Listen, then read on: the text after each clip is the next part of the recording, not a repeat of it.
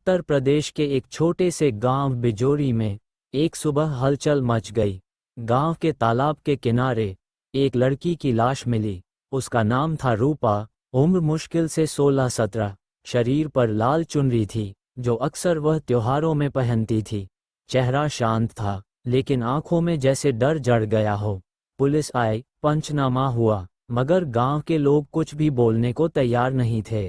रूपा गरीब किसान दीनानाथ की बेटी थी। सीधी सादी, स्कूल जाती थी और अपने छोटे भाई की देखभाल करती थी, मगर कुछ हफ्तों से वह उदास रहने लगी थी। उसकी सहेली गौरी ने बताया कि रूपा को कोई लड़का रोज रास्ते में रोकता था, शायद बाहर का कोई। गांव में अफवाह थी कि रूपा का किसी बड़े जमींदार के बेटे रघुवीर से कुछ चक्कर था। रघुवीर अक्सर रातों में शराब पीकर खेतों में घूमता था, लेकिन रघुवीर ने साफ इनकार किया।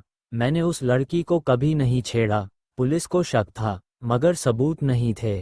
एक रात रूपा की मां ने बताया कि हत्या से एक रात पहले रूपा देर तक खेत से लौटी थी।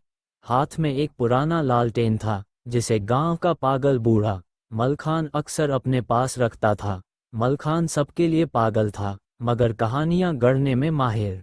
मैंने देखा, लाल चुनरी भाग रही थी और उसके पीछे दो साए थे, एक छोटा, एक बड़ा।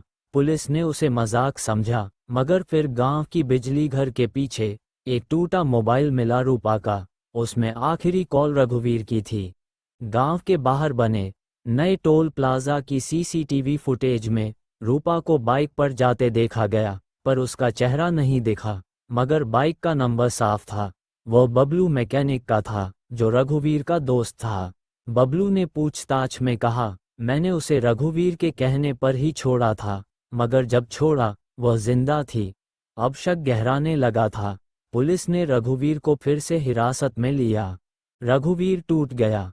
मैं उससे प्यार करता था, पर उस रात उसने सब खत्म करने को कहा।